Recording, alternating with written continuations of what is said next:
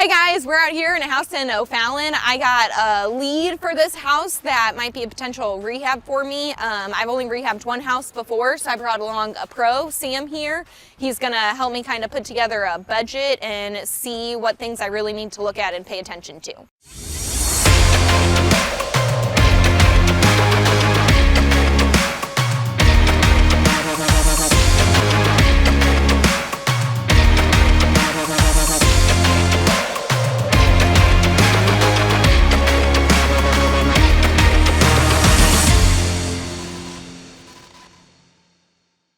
All right, so when Rachel brought me this lead, we talked to the wholesaler that brought it to her and asked as many questions as we could. We did our own research online before we got here, and a few things we found out: this house has been vacant for over 3 years with a condemned sign there on the front door, and the front door has been unlocked. So this thing has basically been vacant and unlocked for over 3 years. We'll show you a little bit when we walk around. There's been windows that have been open for 3 years, so the elements and everything have been in this house. So this is going to be one of the grosser houses that we've been in, and I haven't been in it, but I can tell by the smell of it from here that this is going to be one of the grosser houses. So let's walk on the outside. She can ask me some questions. I'm going to say things I noticed, things that she noticed, and we'll go from there. All right, Sam, so this tree, it kind of hangs over quite a bit from the house. Would you cut down the whole tree, or do you think we should keep it? Great question. So I would depend on your exit strategy. If you're wanting to keep this as a rental property, I would probably take down the whole tree, just because of maintenance in the future and issues like that. But if you were flipping this house and selling it on the retail market, I would probably just cut down the main branches that hang over the house, because cutting down this tree by itself could potentially be around $2,000, and I bet cutting these big branches will just be a few $100s. So if this was going to be a flip, people might like to have a tree and they can have the shade that it provides in the yard. So if there's a flip, I would just cut one big branch off, but if it was a rental, I'd cut the whole thing off. So it kind of depends on your exit strategy. Awesome. All right, so then if we go over here, it looks like we're missing a column that used to be here. Do you think that's something I should be concerned about? I wouldn't be too concerned about it, the fact that it's been like that for a long time, but definitely something that probably is going to need to be replaced. There's a reason it fell over. Probably fell over because it's rotted, either at the top or the bottom. It looks like this porch probably sank a little bit. You can dig back a little bit, so looks like it used to be maybe sank 3-4 inches. So what probably happened is this porch sank a little bit. So you'll have the option, once this is cleaned up, to just mud jack it up, or replace it. Which, if you're replacing the driveway, you'll probably just replace the whole thing. Awesome. We'll get into the budget later, but yeah, that's what I do there. So a couple things here, Sam, that I wanted to ask about. So the concrete, it kind of caves, bunches up, goes into the crowns foundation. A little bit, just like a road. That's what they do with highway roads. They crown. So just help with the water runs off, yes. But the water runs into the house. You don't want that on a driveway. Yeah, so I would assume, looking at all this, and that the concrete, like we said, is going to be replaced. So you're probably going to replace the concrete on the front sidewalk. But yes, this probably needs to be replaced. It looks like the house has sunk, judging by the front, at some point over the years, maybe 5 to 6 inches. So when you tear all this up, put a new base down and new concrete, and just have a new driveway and a new sidewalk. Great. We'll keep that in the budget. Awesome. All right, Sam, so this siding, it looks like we might have a couple options here. It looks like maybe we could replace it, but also maybe just power wash it. What do you think would be a good exit strategy I would for sure power wash it. Once I cleared all these, extra branches up and took these down and everything, I would do it, power wash it first and see the condition of it. It's not something you want to do at the very end. You don't want to power wash this, the last week right before listing, just in case it doesn't come off and you have to order the siding and get that going. So that's something that usually we power wash at the end of a project, right before, but something like this, I would power wash it pretty soon to see how much it comes off. And if it comes off, I would leave it. It's not the best color, but if it's a rental, like we said, a lot of this depends on your exit strategy. If it's a rental, it's okay to be kind of that yellow, but even as a flip, I think it'd be fine if it washed off and the siding's in actually good shape. I would keep it. Great. So Sam, with this yard, there's a lot of violets out here. Do you think you would rather seed and straw it or sod it?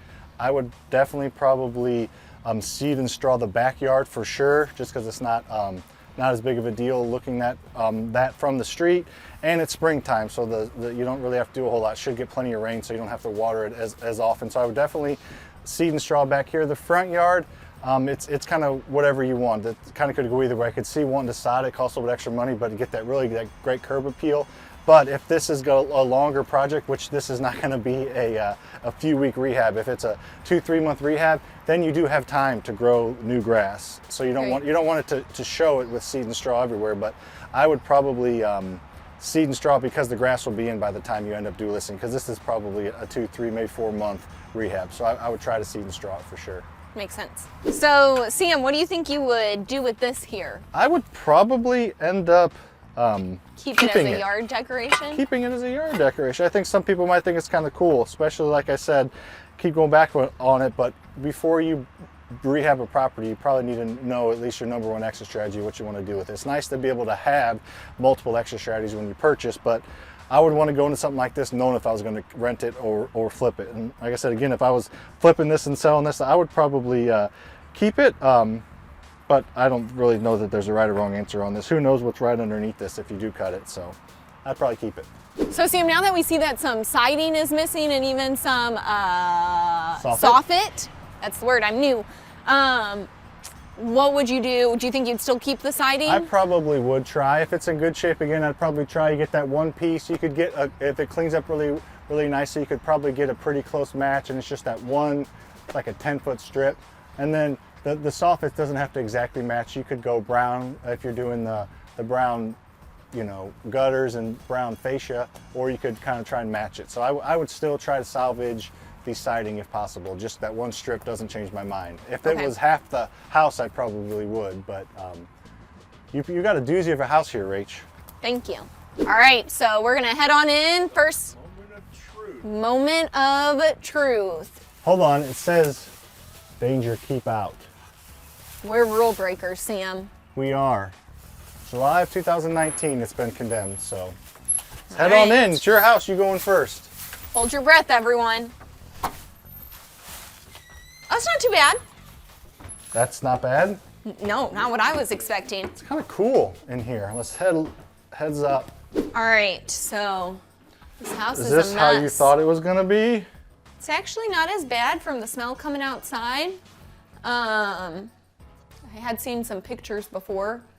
Yeah, so it's not in the best shape. So when you get into a house like this, it's definitely a little bit different than your surface cosmetic rehab that's pretty easy to tell what you're gonna do. So this one, definitely you need to be able to build in a little more fluff, not because you're not gonna be able to see everything until after you purchase it, because my guess is this is not gonna be cleaned out, right? Yeah, correct. Okay. They said they're just gonna they're leaving it as is. So you gotta be aware that there's probably gonna be a few things, so we'll add a little more fluff in the budget. But on the other side of the coin, once you clean all this stuff out and clear everything out, it's not gonna be as bad as it looks. Underneath it, there's still floor, there's still walls, there's still plumbing, there's still electric. There's even a stove in the living room. There's even a stove in the living room if you wanna paint your nails. You can do that. So Sam, looking at all this stuff, how much do you think it would cost to clear out this house? Judging by glancing all the other rooms we looked at, I would guess it would be, there's a 40-yard dumpster out there now. There's probably maybe 2 or 3 40-yard dumpsters, and you can usually count on maybe about $1,000 a dumpster for hiring someone to come in and rent the dumpster and actually fill it and send it off. We budget $1,000 a dumpster. So if you're gonna do the work yourselves, it's just the $300, $400, $500 dumpster rental. Okay. So great. So then next I look at the floor.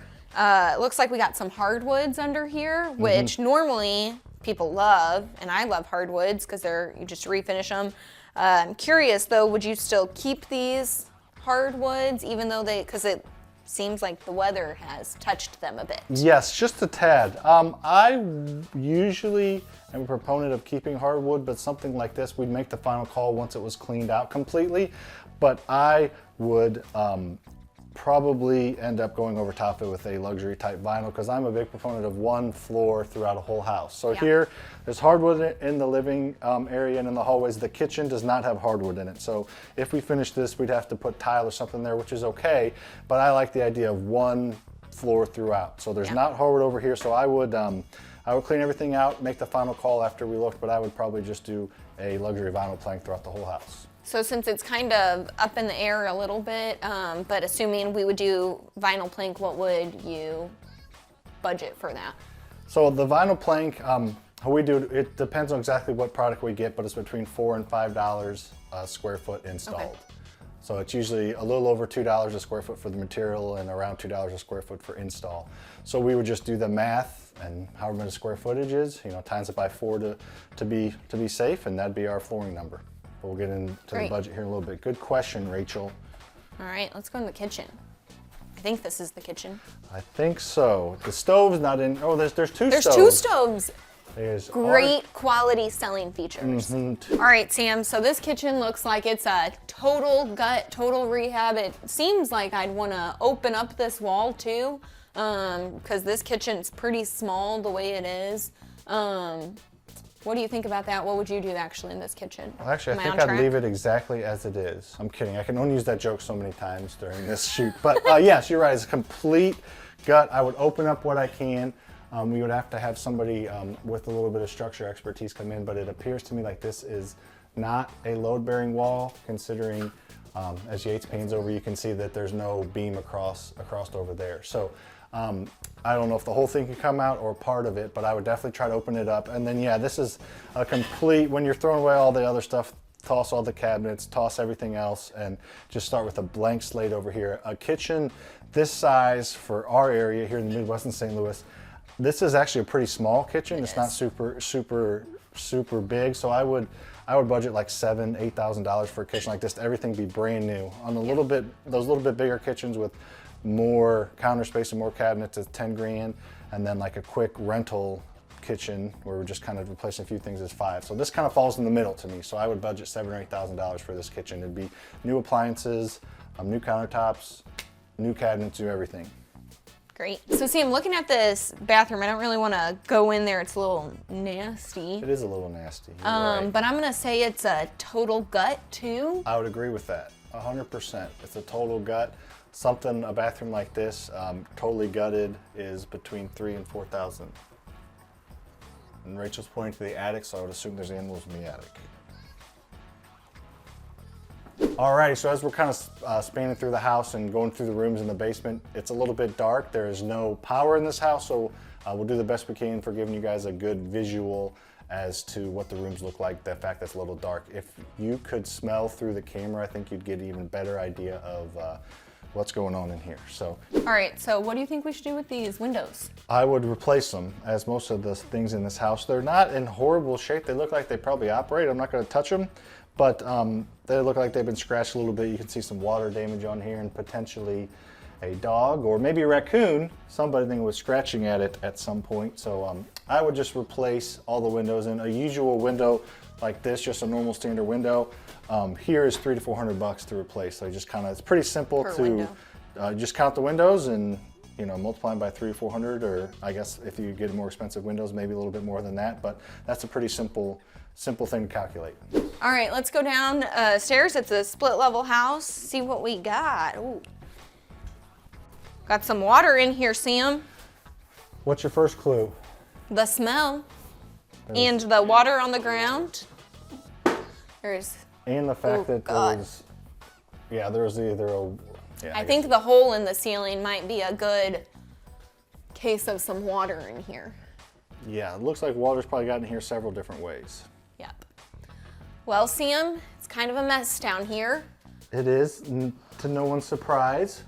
So, total clean out again, which is pretty obvious. Take out all the moldy crap. Take out everything with mold. It looks like they already had took out half of it because there's water in here at some point, whether it be coming from that moldy spot in the ceiling or from outside or a backup. At this point, doesn't really matter. Everything needs to be taken out of here. This will probably be another dumpster load down here, and then get everything that has mold on it out and start from scratch. Just new drywall. New drywall. The framing looks like it's in okay shape. With it being a split level, would you finish this basement? 100%. It kind of already, is started. But yes, I would. That's a great question. I would 100% finish this down here, split level. The reason they made split levels was so you had, 2 places to live on separate floors. pretty close together, a little cheaper to do a split level than a 2-story. So I would definitely finish down here. Like you said, it looked like it was finished at one point. So I would just start from scratch. Total gut. Total gut. Everything's new. Looks like the framing you can probably keep. The wood looks like it's not rotted too bad. But other than that, everything's gonna be brand new. There's a bathroom over there that'd be brand new. New flooring. I do the same flooring down here as I do upstairs. It's part of the reason I like to do that luxury vinyl plank. It's waterproof. So match it all the way down here. There's a bathroom in there. I can't tell by looking at it. It looks to me like it is a half bath. I would make it a full bath. It doesn't look like you would need a whole bunch to be able to move plumbing around a little bit. The stack is on the other side of the toilet in the back there, so you should be able to move a little bit and make this a full bath down here. And right behind where you are standing, Mr. Cameraman, is another sleeping room, another bedroom. So this technically is a 4-bed, 2-bath, because they usually will count the bedrooms in the basement of or the lower floor of a split level. So you got yourself a 4-2, nice looking house. In a good part of town. It's a great part of town, and the neighbors are going to be extremely excited once this thing gets rehabbed, because we can go chat with them, but this thing's been vacant for years and years and years, so they're going to be very happy to get a brand new, basically a brand new house and a brand new neighbor. So to gut a basement like this and put it back together, or the second floor of a split level, about what would you budget overall? So, yeah, just kind of, so I would just kind of break it down a little bit. So flooring, again, you can calculate it by square foot, depending what you're doing. If you do carpet's cheaper, $250 a square foot laid down. The vinyl, luxury vinyl plank we talked about is between $4 and $5. So you just do the math, measure the square foot, do the math for the flooring. The bathroom, just kind of a general, same numbers, complete gut, just like upstairs. Move a little plumbing around, but it still would be between that $3,000 and $4,000 range for that bathroom that size, have everything brand new in. And then drywall, so that's kind of a little bit different. So your paint number is going to be pretty easy to figure out, but just knowing what drywall you place or not place. So that's not going to be a known number until we get into the rehab. So that's something that when we run the final budget, we'll add a little fluff there, not knowing are we going to place the whole drywall down here because there's mold behind it all, or just behind the pieces that we can see. There's a chance that there's mold behind it all, but the fact that most of it is higher up and away from the moisture, I would guess that the upper half of this does not have much mold in it besides where the water came in. Great. Should we go check out the systems now? I bet they're in great shape, Rach. I bet they are awesome. I don't know where they're at though. All right. What are we looking at here, Sam? We are looking at... Don't have a clue. Well, yeah, so here's the internal air handler, the furnace, so that's going to need to be completely replaced. Over there, the water tank does look a little bit newer, but I would probably budget to replace that. So as we're talking numbers, and actually I glance around the corner, it actually has an expansion tank, which is code a few years ago. So not looking at it, that's probably less than 5 years old. So honestly, as long as that's not in the way, you could probably keep it. It looks like it's in pretty good shape, and it does have that expansion tank, which was a code requirement that they did a few years ago. So it's a little bit newer. This completely replaced. Yep. HVACs are definitely different. You can get a lot cheaper brand or a super, super expensive brand, but to replace the exterior and interior, the furnace and the AC outside, probably budget between that $3,000 and $5,000 range for that. If you were to replace this water heater, it's usually around $1,000 to $1,500. So those are something that you could add in your budget. I would probably add that just in case we have to mess with it or move with it, or it's it's been sitting there for a long time and is inoperable. Okay. Looks like the stack is back here too. Yeah, let's I don't know if we can. It looks like it's a copper stack, so that usually could be in good shape, but I think I would definitely plan to replace it. Looks a little corroded at the bottom. Yeah. Yep. So the I don't know top if you half can see that in the video, but. Yep, I would replace it. I would have put that in the budget either way, but yeah, I would plan on replacing that as well. And replacing a stack like this is probably going to run you between $1,000 and $2,000. So as you can see, we're doing a lot of ranges. Someone that has a good set of contractors that they know exact prices. But if you don't have that, you still definitely want to give yourself ranges. Looks like there's a nice hole up there in the ceiling, Sam. There is that. There is that. That's is something that I would patch, Rach. I wouldn't leave the hole You up don't there. think so? No. It's kind of nice and open air concept, But it right? is obviously concerning, but looking at it, you can see the sill plate is in good shape. The floor joists are in good shape, so it's not structural. Obviously having a hole through the siding. It was just created by maybe when they tore the deck off the back. So yeah, the whole, you know, again to wrap that up, doesn't appear structural. Looks like it was came when they ripped the deck off at some point. So not super concerning, just patch it, and it's below the siding, so you don't have to worry about siding. So just patch it with either wood, or if you're going to put a new deck on the back, then it'll be covered up. Sounds like an easy fix. Should be. So All right, so we got the panel over there. that is a fuse panel. It actually looks like it's in decent shape, but a lot of municipalities, if you have an old fuse panel, they're going to make you replace it, and this one I would plan on replacing. When we were outside, I remember that the where the power comes in is higher than, it's above the ceiling line. So a lot of municipalities, you have to be at least 10, potentially 12 feet off the ground to where the power comes in the house. This is, so you don't have to do anything externally. You should just be able to replace that panel with a nice new panel that probably costs you between $1,500 and $2,000, maybe cheaper if you got an electrician that you do a lot of work with. Great. All right, so last time we saw you guys, we were at the property. We are going to go over how we are going to come up with our offer. It's a pretty simple formula we use after we pick this up. It's a pretty simple formula we use.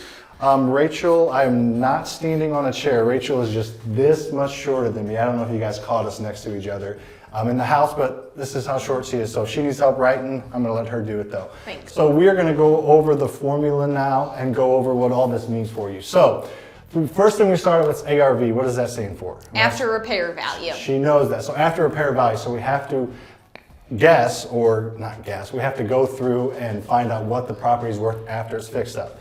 We have already done that, so we know that the property is worth $190,000 after it's fixed up. So reach on up there and get it. So we're pretty confident that it is a $199,000 list. We're not going to assume that we're going to get list price. We're not going to assume we assume that we'll probably hopefully get list price, but if not, we'll get a little less than that and have to pay potentially some costs associated with holding the property, or costs with some inspection repairs and whatnot. So $190,000 is what we think we're going to sell the property for. We ran a rehab budget, and after adding everything up and looking at it and going over pictures, the property needs $65,000. And that is, I know everyone's budget may be different after walking through it and looking at it, but that is what we can do it for down here, hiring it out. Somebody could do it for less if they did a lot of the work themselves, or in different markets with material costs or labor costs being higher, somebody might spend $80,000 in there. But in our market, we're fairly confident it'll come right around that $65,000. So those are the two main points that are pretty well known. So $190,000 house that we're putting $65,000 in. So how do we come up with our offer? Because you have to calculate profit. Some people try and say, I want to make 20 grand after all this, and they just do that minus 20 grand or 25 grand. But we like to have a formula that works in all markets and all conditions. So that is where this comes in. So down here is the formula. We're going to talk about, we know the ARV, we'll put it in a minute. We know the rehab, which will get us our MAO, max allowable offer. I knew that one too. MOA, max offer allowable. We had a little argument about which one it is. Regardless, it tells you your max offer that you're going to put on the property. So here is a little bit of a variable. Yes, these numbers are somewhat subjective, but this is the variable that you can put in that kind of lets you get your profit. So we use between 70 and 80% as that number. So if it's a rougher area, which this is not, if it's a rougher area, then we multiply it by lower, so by 70%. So we'll show you what that does here in a minute. But if it's a rough area, then you multiply it by 70%, which basically gives you 30% margin for profit. And if it's a nicer area that's more competitive and you're going to want a higher maximum allowable offer, you're going to multiply by 80%, or at least that's what we do, because that makes your offer go up and it's a little more competitive area, so it's probably going to sell quicker. So you're not going to make as much money in a really, really hot area. You're not going to be able to make potentially as much. So let's start to plug it in and just kind of see. So you put the ARV, if you don't mind there, 190. All right, let's put in 0.75. This is a really nice area. But with all the uncertainty going on, with all this virus stuff, We're trying to buy at 0.75%, which gives us a higher profit. And then put the rehab at 65,000, and let's do the math. So doing the math, 190,000 times 0.75 minus 65,000 is 77.5. 77.5. So that is our maximum allowable offer on this property. So another thing you need to consider is what is your exit strategy with the property. If you are going to wholesale this property, here's potentially what someone would pay for it. So you need to take your fee off. If you want to make 10 grand, you use this formula and minus out 10 grand, and then you try and sell it for 77.5 so you can, and then you try to buy it for 67.5 if that makes sense. So this is kind of a simple way to be able to come up with an offer quickly on the spot. There's a lot of different ways people do it, but this is the way that we have found works because you're taking the market price and your ARV, and then you're just playing with, depends on the condition of the market at the time, it depends on the condition of the area that you're buying. You kind of can fluctuate that. I know some people in really rough areas even multiply it by 0.65, so that gives them, 35% margin. All right, so Rachel, what are you gonna offer on this house? So I think I'm gonna call the wholesaler and offer 75, give myself a little bit of negotiating room. Okay, play awesome. the game a little bit. Give him a call. All right. Let's see what he says. Hey, Jason. Yeah, so I looked at that house and I'm ready to make an offer. How does 75,000 sound? Great. Sold. Under contract. What a negotiator we got on our hands. So great. So You taught me well. I taught her well. So this is a real life property with real life numbers. Sam, can I please? Fine, go ahead. Yes. All right, guys, make sure to like the channel below and subscribe to our channel. Roundhouse kick that like button. What does ARV stand for, Rachel? I'm going to ask you a question this time. Do you not know? I do. What was that? It was good. It was good. All right. Okay. All right. So I'll start from there. Yeah, So, all right. So we're going to I feel like we should have just started the whole thing over, but it's fine.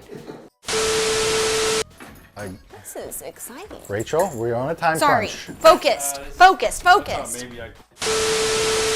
Great. We can go horseback riding. Man, there's some interesting stuff in here. Oh, God. I don't want to go in there. Sam, you can go in there. That's so bad. Yeah, I guess you just. It's literally pure cat poop, Yates. Just straight cat shit.